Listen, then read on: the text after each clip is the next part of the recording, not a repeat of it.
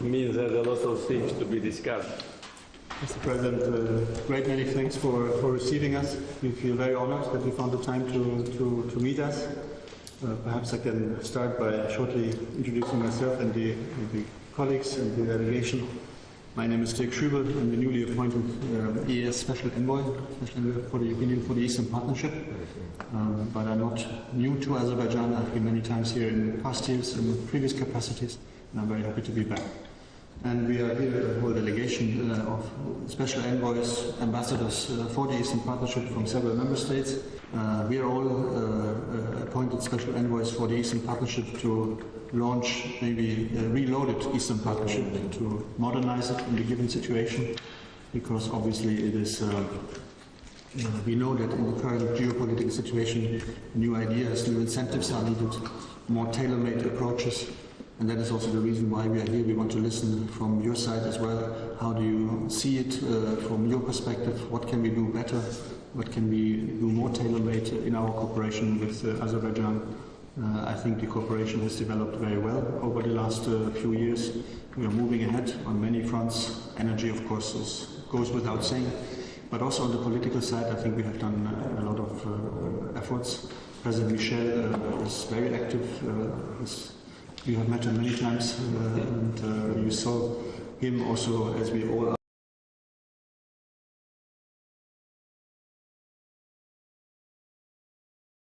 to move ahead in our cooperation. Many dialogues have been established, security dialogue, many others. We are ready to look into more. But of course, we will not forget about the main issue, the conflict. It is not a secret, I think, Mr. President, that we come from Armenia. We were first in Armenia. We had good talks, I must say, there. And I think the main message that we all got there is that Armenia is interested in peace as well. And we also hear that from the advisor that that is also your interest, so whatever we can do to help contributing to this lasting, sustainable peace, so that this is once and for all put aside, that we can move on to prosperous Southern Caucasus region together with the neighboring countries. I think that would be our main wish as well, that we want to convey. One last thing on back to bilateral issues, our agreement. We still would like to ask you maybe to let us do another push that we can get it done. There's not much left that needs to be negotiated, as you know. So if we can have our bilateral agreement agreed, it would be another major step forward, of course, in our bilateral cooperation. And otherwise, we're mainly here in a listening role. Happy to hear your views, your ideas. We will convey them to our leaderships in our respective capitals. And otherwise, we are simply happy to be here and grateful to be received by you, Mr. President. Thank you very much. First of all, thank you for coming. I appreciate this visit. I think it's very important from point of view of proper evaluation of what we need to do in the future.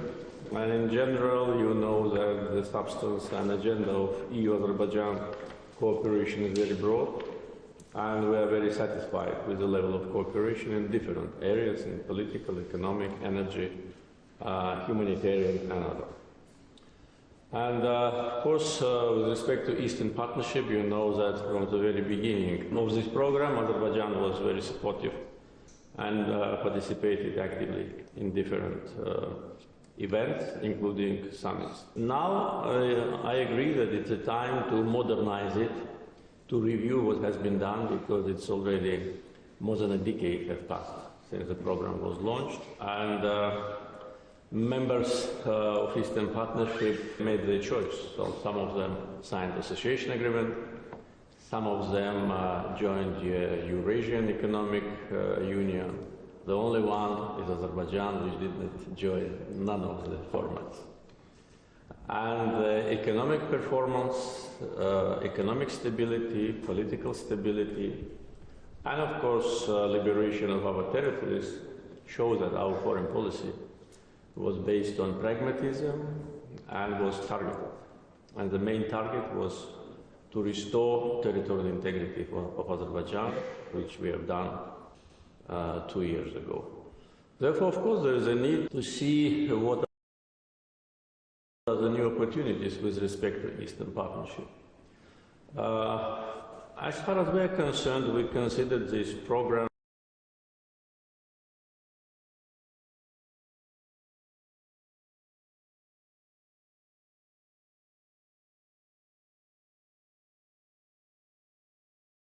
because with 5 other members of Eastern Partnership Group, we have different relationships. And of course, for us it was important to have additional mechanism of cooperation with European Commission. Now I think you're right, in the current geopolitical circumstances, we need to review it. As far as we're concerned, in the meantime, we worked actively on bilateral track with member states of EU. And with 9 of them, we've signed or adopted strategic partnership declarations and agreements. So this is 1/3 of member states. And I think Azerbaijan is unique among the Eastern Partnership group as a country which really achieved the strategic goal. So this is a good platform, and we consider it as a basis for our negotiations with EU on agreement. And it is moving successfully but slow. Successfully because we've completed most of the chapters, more than 90%.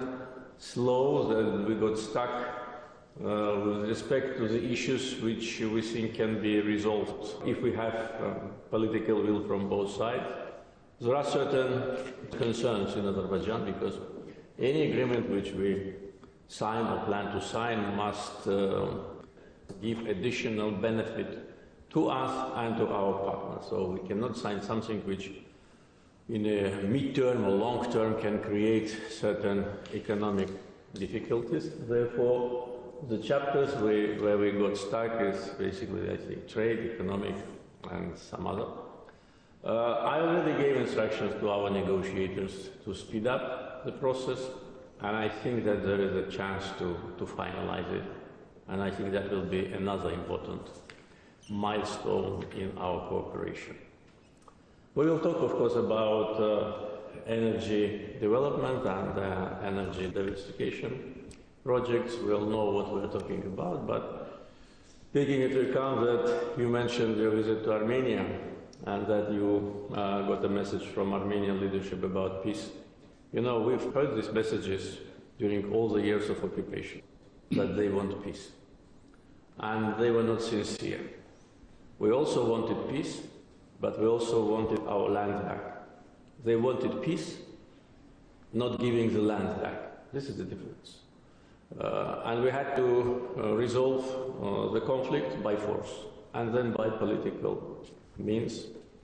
Now when they talk about peace, I think it is kind of a manipulation, because if they really wanted peace, they would have responded to our proposal. It was us who made the proposal to start negotiations on peace agreement right after the war ended. And that was one of the probably unique cases in the world history of the country, which had been under occupation for so many years, which restored justice by force. And after the enemy was defeated and thrown out from our territory, we offered peace. Despite all the devastation, destructions Armenians created on our territory and the sufferings of Azerbaijan, we offered peace. We offered kind of a framework, that famous 5 principles. It was us who advocated for establishing the commissions on delimitation. It was us who was trying to find a ground for normalization of relations. Armenia was very reluctant in the first phases of the process. Now they talk about peace, but what do they mean by peace? We do not actually understand. Because our position is very clear.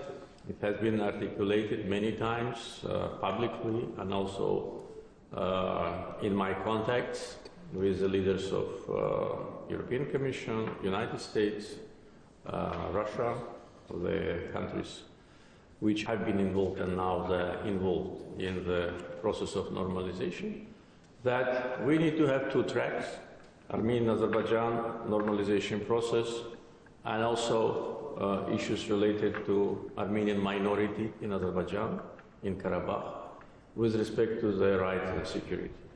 Just yesterday, I had a phone call from Secretary Blinken, and once again, we talked about that, and we have full understanding that there must be two tracks, and they should not be mixed up. But statements from Armenia are very controversial. They say they recognize our territorial integrity and sovereignty. Not only say, but they sign under that, in Prague and in Sochi. That means sovereignty over all our territory. We all understand what sovereignty means. At the same time, they want to incorporate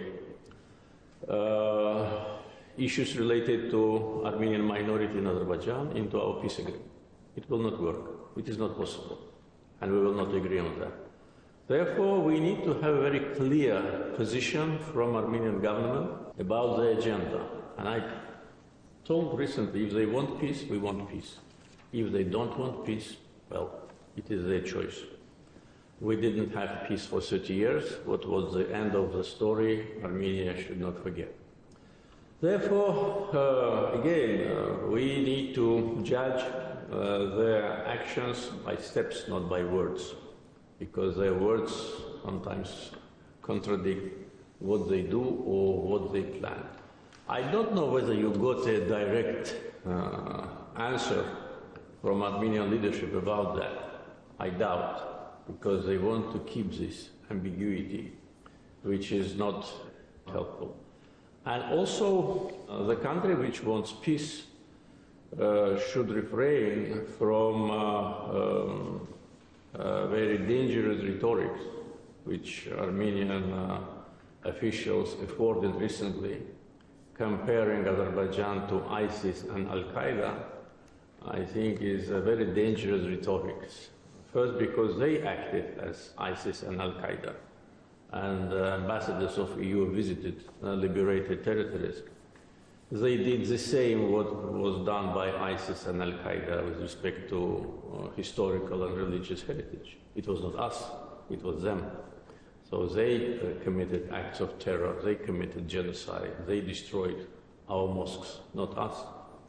But Mr. Pashinyan, when he uses this wording, he should know that we hear it.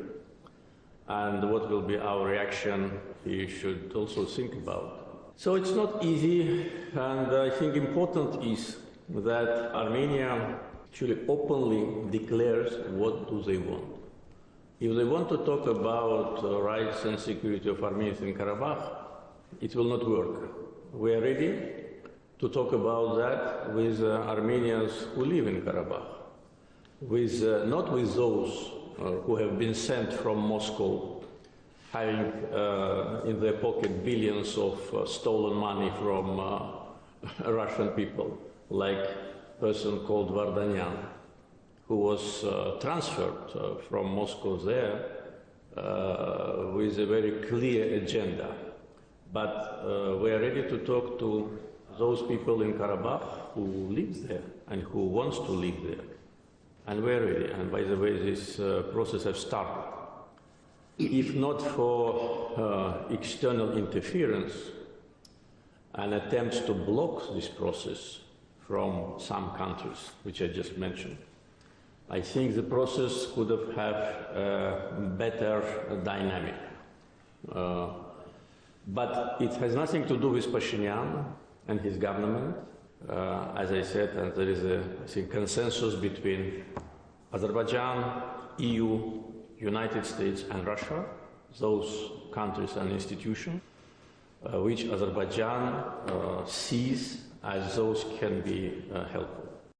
Görüşdə Azərbaycanla Avropa İttifaqı arasında münasibətlərin inkişafı, Azərbaycanın Avropanın enerji təhlükəsizliyində oynadığı rol, nəqliyyat, kommunikasiya sahəsində əməkdaşlıq məsələləri müzakirə edildi, ölkəmizin regional nəqliyyat logistika qovşağı olması vurğulandı.